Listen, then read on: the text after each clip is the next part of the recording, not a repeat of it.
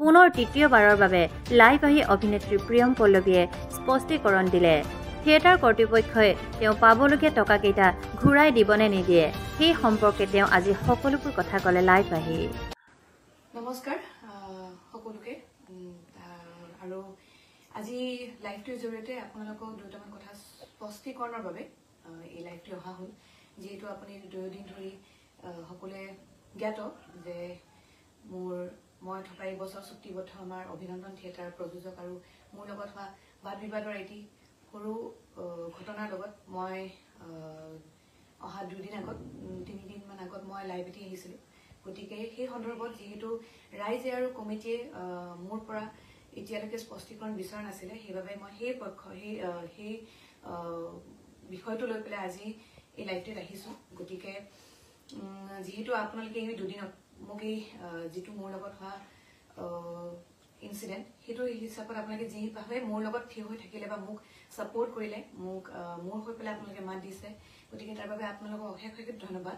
আৰু এই সন্দৰ্ভত মধ্যস্থকাৰী ৰূপে মোৰ লগত দাদা মৌচম দা জড়িত হৈ আছে। গতিকে তেখেতে সকলো বিতংভাৱে আপোনালোকক বুজাই দিব, যাতে আপোনালোকৰ কোনো ধৰণৰ যিটো আপোনালোকে বিপাঙত আছে বা আপোনালোকৰ মনত যিবোৰ সন্দেহ সেইখিনি সম্পূৰ্ণৰূপে তেখেতে ক্লিয়াৰ কৰিব। গতিকে মই তেখেতলৈ আগবঢ়াইছোঁ। নমস্কাৰ।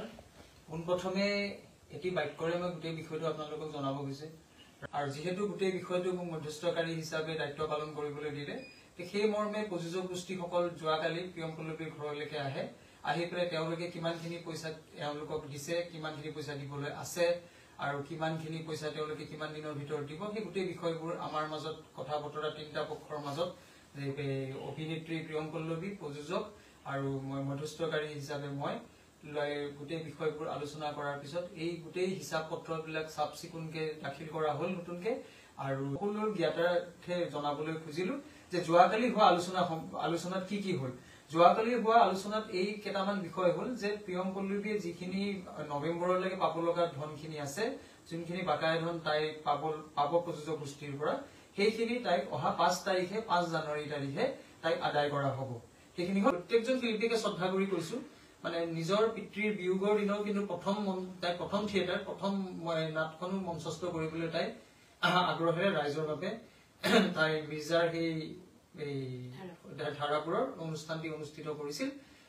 গতিকে আপোনালোকক সকলোখিনি আপোনালৈ আমাৰ যিবোৰ ভুল ধাৰণা আছিলে সেইখিনি সকলোখিনি শুদ্ধৰূপে তেখেতে আপোনালোকক প্ৰকাশ কৰিলে। আশা কৰো আমাৰ দুয়োটা কৰ্তৃপক্ষকে আপোনালোকে ভুল বুজি নাথাকে, আৰু যিদৰে আপোনালোকে মৰম আশীৰ্বাদ দি আহিছে মোক লগতে আমাৰ অভিনন্দন থিয়েটাৰক, ঠিক এনেদৰে মৰম আঁকোৱালি মৰম আৰু আশীৰ্বাদ দি যাওক। আৰু এনেদৰে আমাৰ যেন যাত্ৰা একো বাধা বিঘিনি নোহোৱাকৈ যাতে এনেকুৱা ধৰণৰ বাদ বিবাদ পুনৰবাৰ নঘটে। গতিকে তেনেকুৱা ধৰণৰ ভগৱানৰ ওচৰত প্ৰাৰ্থনা কৰিব আমাৰ এই যাত্ৰাটো শুভে মংগলে যাতে পাৰ হওক। ধন্যবাদ।